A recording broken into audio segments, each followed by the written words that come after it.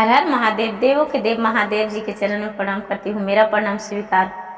माता गौरा पार्वती के चरण में प्रणाम करती हूँ, मेरा प्रणाम स्वीकार हो। गणपति ललनमा के चरण में प्रणाम करती हूँ, मेरा प्रणाम स्वीकार हो। सब गुरु भाई बहनों के चरण में प्रणाम करती हूँ, मेरा प्रणाम स्वीकार हो। धरती माता के चरण में प्रणाम करती हूँ, मेरा प्रणाम स्वीकार हो। माता और पिताजी के चरण में प्रणाम करती हूँ, मेरा प्रणाम स्वीकार हो।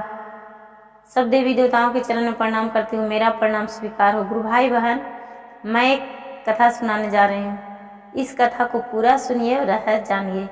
आधी नहीं, आधी सुनने में शिव गुरु की अपमानित होती है और पूरा सुनने में ज्ञान होती है। इसलिए कथा को पूरा सुनिए और रहस्य जानिए। हर हर महादेव, घर घर महादेव। गुरु भाई बहन, एक जंगल था, बहुत बड़ा जंगल। जंगल में एक भगवान का मंदिर था। जंगल में एक भगवान का मंदिर था। मंदिर में एक राजकुमारी पूजा करने आती थी गांव से। प्रतिदिन पूजा करती थी। मंदिर आकर पूजा करती थी और पूजा करके चली जाती थी। एक दिन का बात है कि उसी रास्ते से एक कोई सफेरा जा रहे थे। तो सफेरा पे को नजर पड़ गया इस राजकुमारी पे। नजर पड़ गया तो सफेरा के मन में गलत ख्याल आ गया। उसको कहने लगे सफेरा कि आप मेरे पुत्र से शादी कर लीजिए और आप मेरे घर का बहू बन जाइए। ये राजकुमारी थी, वो कहने लगी कि नहीं, ऐसा नहीं हो सकता है। हम आपके पुत्र से शादी नहीं कर सकते हैं।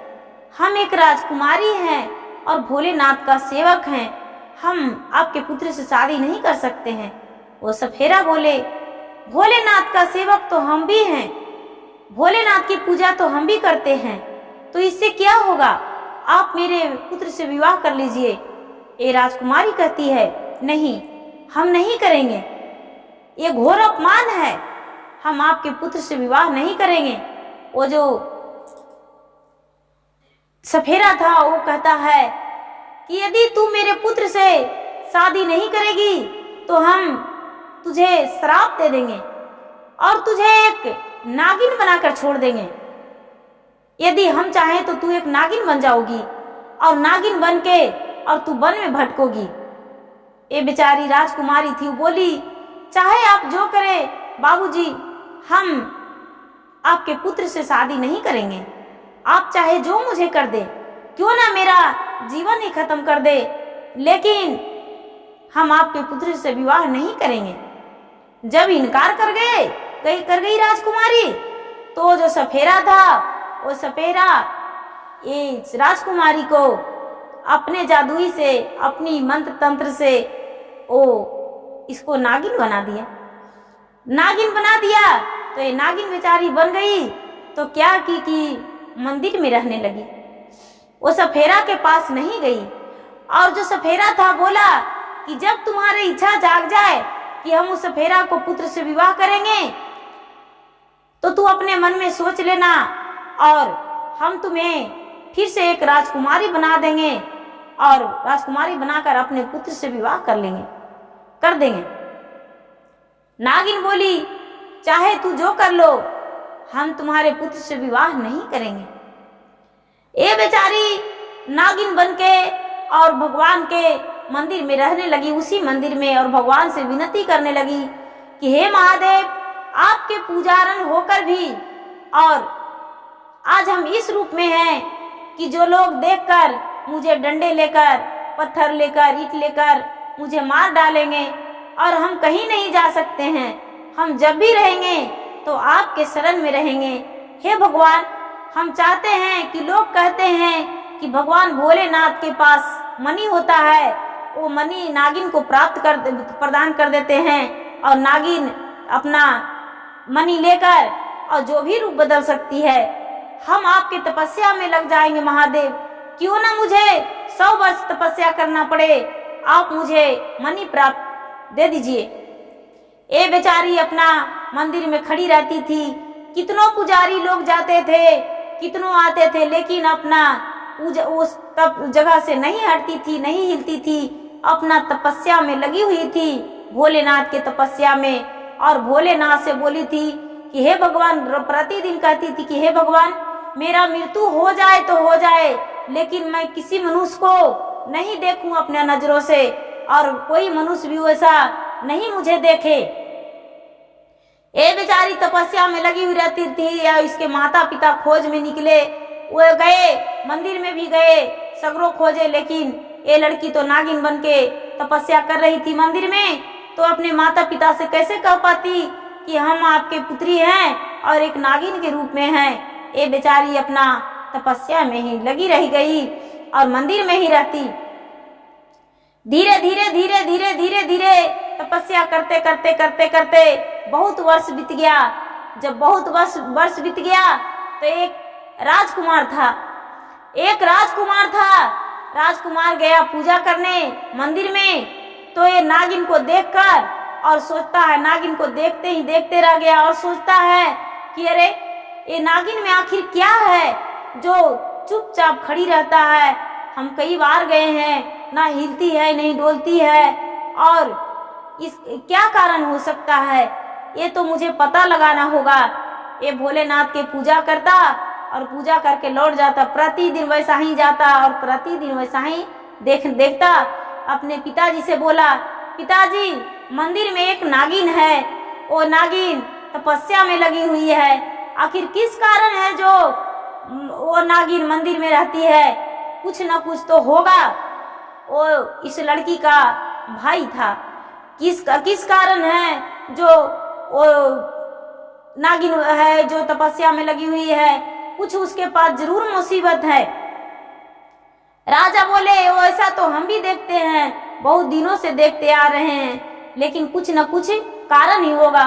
राजा क्या किए कि देश प्रदेश पूरा संसार में अपना जो अगल बगल में पूरा जितना हो पाया उतना दूरी तक पूरा साधु महात्मा को बुलाए, पूरा ज्योतिषियों को बुलाए, ब्राह्मण को बुलाए और सबको बुलाकर और पूरा यज्ञ करवाने लगे कि आखिर ऐसा क्या कारण है जो नागिन दूध के डब्बा धर के, बड़े बड़े बर्तनों में दूध धर के और वहाँ छोड़ दिया कि यहाँ नागिन उठेगी दूध पिएगी, लेकिन वो नागिन नहीं जागी। जब बहुत सारे वहां पर लोग जुटे और कोई से ऐसा नहीं पता चला, तब राजा बोले कि हम महादेव, यदि इस नागिन का रहस्य पता नहीं चलेगा तो हम अपने प्राण को खंडित कर देंगे और अपने शरीर जो है, मेरा सर, वो सर अपना मंदिर में चढ़ा देंगे। और ऐसा करके और राजा प्रण कर लिए और प्रण करके और मंदिर में जाके अपना सर काट के और चढ़ा दिए। जब सर काट के चढ़ा दिए तो भोलेनाथ आहा करके वहां प्रचंड हो गए और प्रचंड होकर और राजा को सबसे पहले जीवित किए। राजा को सर उठाकर राजा को सर इकट्ठा कर दिए। उनके मृत्यु हो चुका था, जो अपना सर काट के चढ़ा दिए, तो उनका तो प्राण अपना खंडित कर चुके थे अपने शरीर को, तो वो सर को एक कर दिए और उनके जीवन दान दे दिए भोलेनाथ। और जीवन दान देकर और बोले कि राजन, ये जो कोई नागिन नहीं है, ये नागिन श्रापित है और श्रापित कोई और नहीं है, ये तुम्हारा पुत्री है। एक सफेरा ने इसे श्राप दे दिया है और श्राप देकर और अपने गुण मंत्रों से इसे नागिन बना दिया है। और इसी कारण ये तपस्या में लगी हुई है कि जब मुझे मणि प्राप्त होगा तो अपना एक राजकुमारी के रूप बदल के अपना घर जाएंगे, ये कोई और नहीं है। जब ऐसा बात राजा सुने तो राजा पूरा अपने जितना लोग था, जितना सफेरा था, सबको बुलवाए और बुलवा कर कहने लगे कि कौन सा सफेरा है जो अपने मेरा पुत्री से विवाह करना चाहता है, वो मेरा पुत्री को एक सुंदरी रूप में बदल देगा, उसका मनुष्य तन जीवन बदल देगा, तो उसका हम अपना राज दे देंगे, आधा राज दे देंगे। वो जो सफेरा उसको बनाया था एक नागिन, वो भी वहां पे मौजूद था। वो क्या किया कि झट से उसको एक नागिन से सुंदरी लड़की बना दी। और सुंदरी युवती जब बन गई वो, तो राजा क्या किए कि झट से उस सफेरा को फांसी की सजा दिलवा दिए और बोले अपने दरबानों से और सबसे बोले कि जाओ, ये अपने सैनिकों से बोले राजा कि जाओ इसे फांसी का सजा दे दो। ये इन्होंने मेरा पुत्री को 12 वर्ष से भी ज्यादा मेरा पुत्री को एक नागिन रूप में रखा और मेरा जो पुत्री थी वो सती थी कि कहीं भी नहीं गई भटकने और मंदिर में बिना कुछ खाए पिए तपस्या में लगी हुई थी। इसलिए कि भगवान भोलेनाथ सारा लोग कहते हैं कि मणि प्राप्त करके कोई भी रूप बदल लेते हैं, तो इसीलिए मुझे भी मणि प्राप्त हो जाए। मैं भी तो एक नागिन हूँ, मुझे भी मणि प्राप्त हो जाता तो हम भी अपना मनुष्य तन जीवन बदल के और एक राजा की पुत्री जैसे राजकुमारी थे उसी तरह राजकुमारी बन के और अपना घर जाते।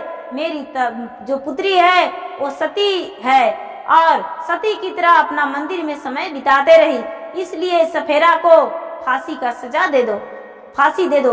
वो उनको जो राजा के जल्लाद सैनिक जो थे वो क्या किए कि सब मिलकर और सफेरा को फांसी दे दिए, फांसी दे दिए। उसका फांसी का फंदा पे चढ़ गया सफेरा और कोई पाठ राजा साहेब नहीं दिए उसको, क्योंकि राजा को तो सच का पता लगाना था और सच क्या था वो देखना था।